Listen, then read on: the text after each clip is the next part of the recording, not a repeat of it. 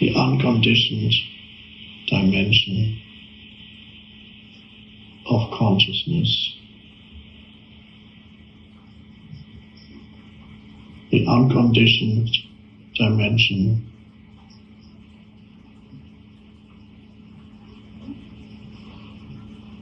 to who you are. You, the unconditioned you, the unconditioned I.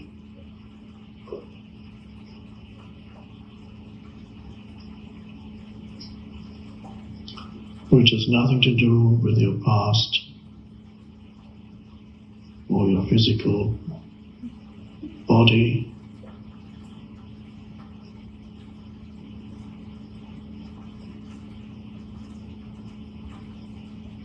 or your person or personality.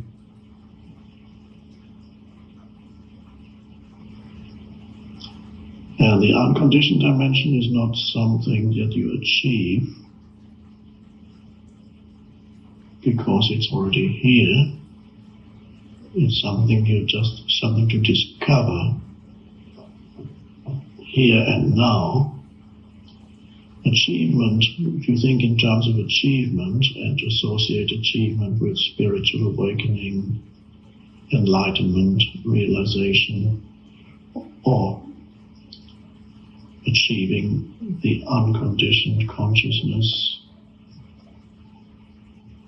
If you use the word achievement, or if that's the underlying assumption that it is an achievement, there's an implication that it's in the past because you need to achieve it. There's an implication that it's in the future because you need to achieve it. There's something to achieve. So you're pushing it away out of the present, and so you miss it again because you're trying to achieve it.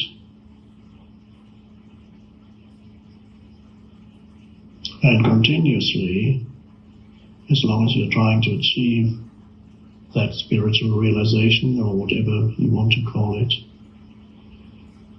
then it's always one step away from you, or 100 steps, or 100 miles, or 1,000,000 miles. It doesn't matter whether it's one step or 1,000,000 miles, it's not here. That's the underlying assumption, and so you cannot discover it because you think it's something to achieve.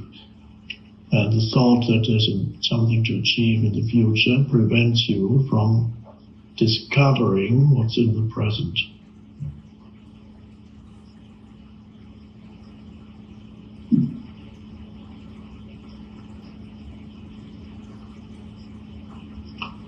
On other levels of your life, achievement is fine. It's good to achieve certain things, to learn something new, to bring something into manifestation, to create something, even to have goals.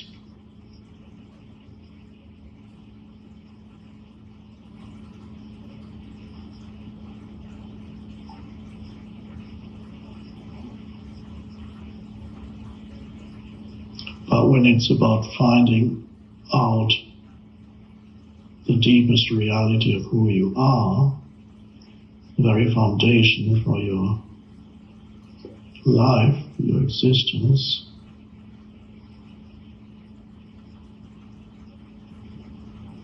then the idea of achievement is a hindrance.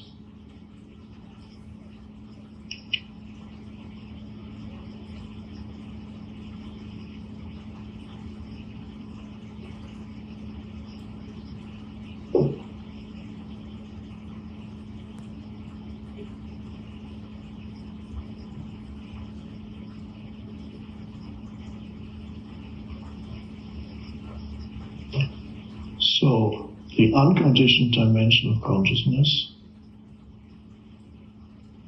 is to be discovered. It is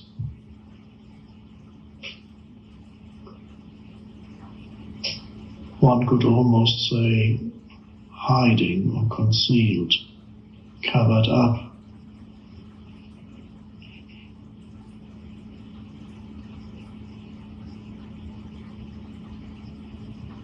Behind and in between your thoughts, behind and even within all sense perceptions.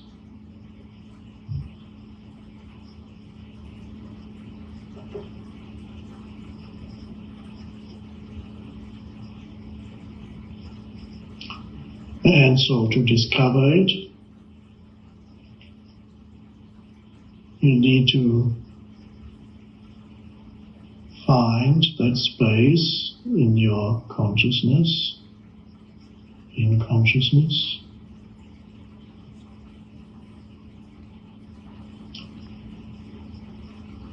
where you're not thinking.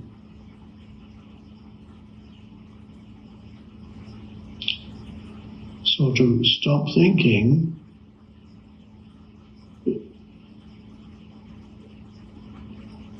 may not be the best way of pointing towards it, although I might have used that expression a few times. To stop thinking again implies that there's some active doing involved. It might also make you believe that thinking needs to be forcefully pushed out of your consciousness, which is not how it works.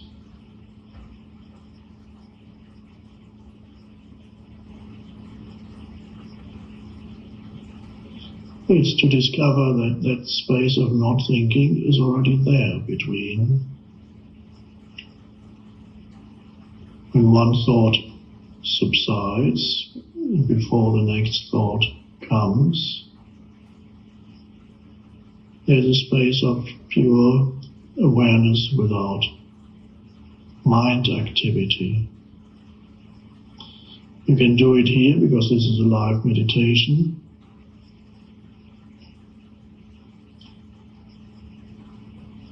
Whenever I'm not speaking, which is part of the time here,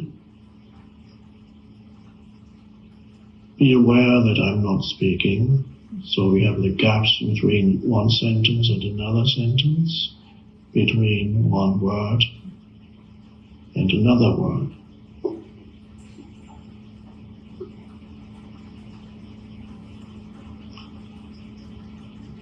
The moment you become aware of the gap, like now, you're not thinking.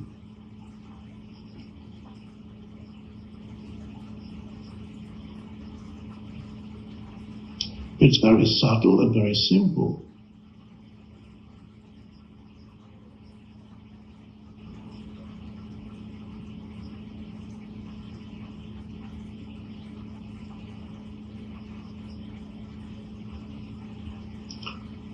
And yet that's the most important thing in your life, to become familiar with that dimension. Conscious without thought, spacious, still, but alert, not the stillness of moving towards sleep, but alert stillness.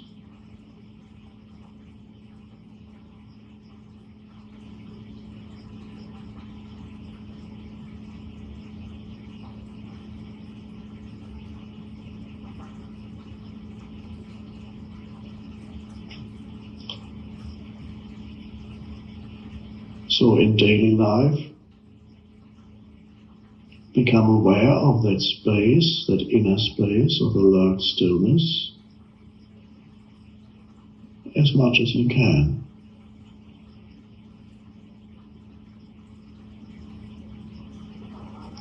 Initially, you may need a crutch, so to speak, something that helps you. For example, alert sense perception, especially looking at something like the sky, which is spacious, without imposing any thought on it, but being aware of the one who is looking. Whatever you look, it might be the sky, it could be other things too. You're looking at something, at the same time you're aware that you are looking. Now when I say you, it's not the historical you, not the person, but you as the consciousness.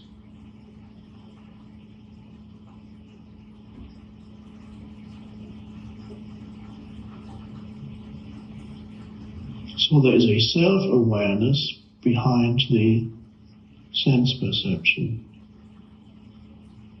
Not the personality self, the essence self, which is formless. And because it's formless, the Buddha used the expression no self, because he associated self with form. Anything that has a separate sense of identity.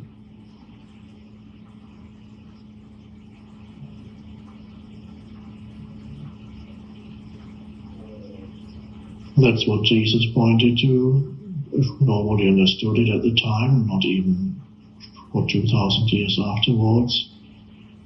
Deny thyself.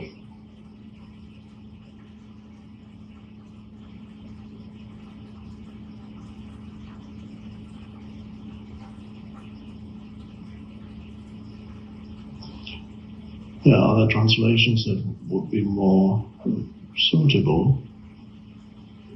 Look away from the self, that what you usually consider yourself.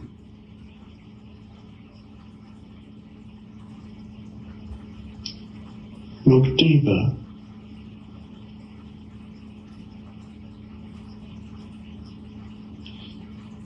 Recognize the ultimate unreality of the conditioned self. So becoming familiar with awareness or presence, pure presence in daily life. Of course, here especially.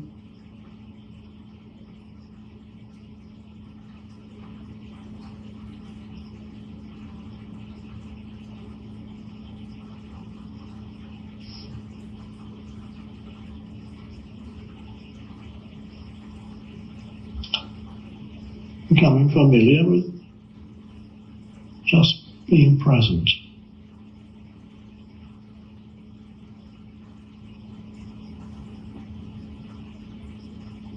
As you know, we can use your breath awareness to take you also out of thinking and become present.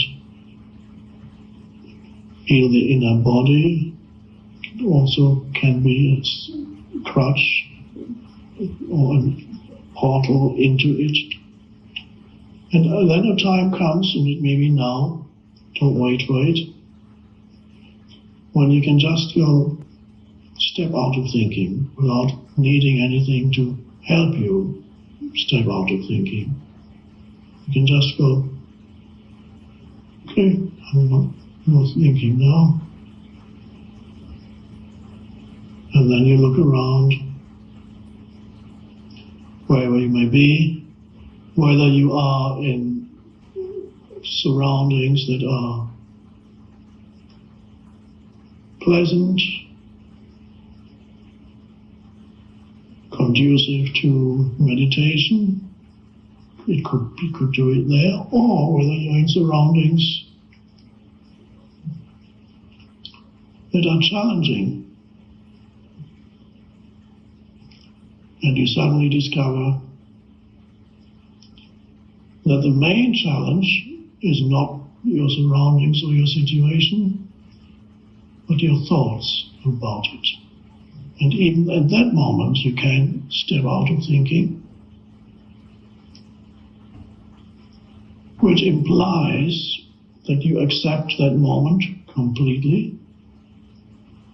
Because the moment you step out of thinking, there's nobody there to argue with what is. Because arguing with what is thinking. The moment you step out of thinking, it implies there's complete alignment with the isness of this moment. You're not arguing with it anymore, which is totally futile, of course, which causes suffering, unhappiness, and suddenly the situation may still be challenging on a practical level, but it's no longer challenging on a psychological level. In other words, it doesn't make you unhappy anymore. You're not unhappy. Not because you've pushed unhappiness away, suppressed it. No. It dissolved. Because it was created and sustained by thinking.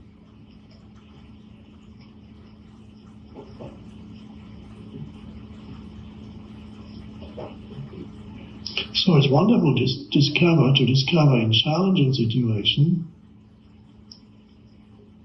that you can step out of thinking there too. And some people need a challenge to be able to be motivated to take that step out of thinking. They can't stand this unhappiness anymore and suddenly realize it's basically my thinking that's making me unhappy and not what's happening. And they step out of thinking. Oh. And for people who go through extreme suffering, that's the erosion of the ego that can happen in that way, because the ego is identification with thinking. When you're not thinking, there's no ego. And if your life situation is so unpleasant that you can't stand the suffering anymore, then the unpleasantness, the challenging life situation forces you, if you're ready for it, forces you out of thinking. Whether it's through serious illness, serious loss, and so on.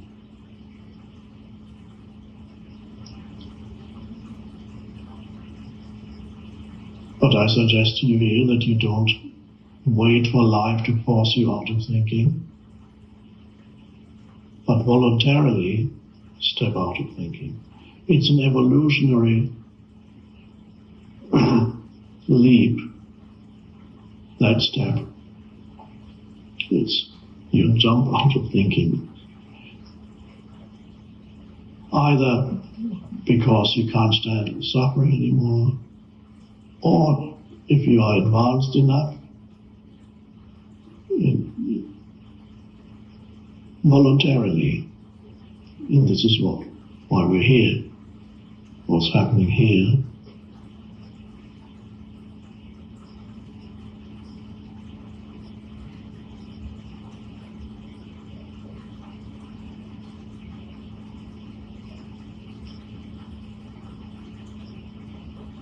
And even while you think, after a while you can notice that there's not a complete loss of awareness in the background, even while you're thinking.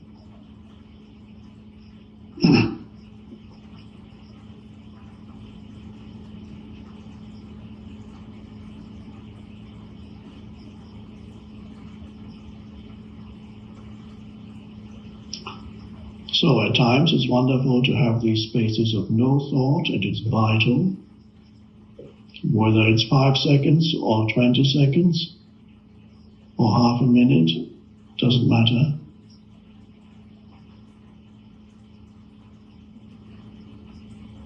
That's the evolution of consciousness. That's the awakening. And gradually you no longer rely on thinking or your sense of identity,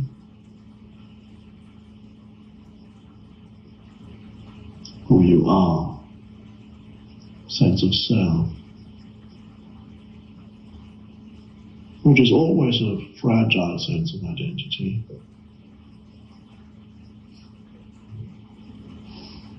Vulnerable, always lacking in this or that.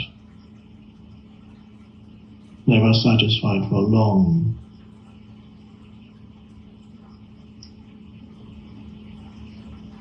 And then the sense of self shifts to presence. You are essentially the presence, awareness, no form, no past, no future.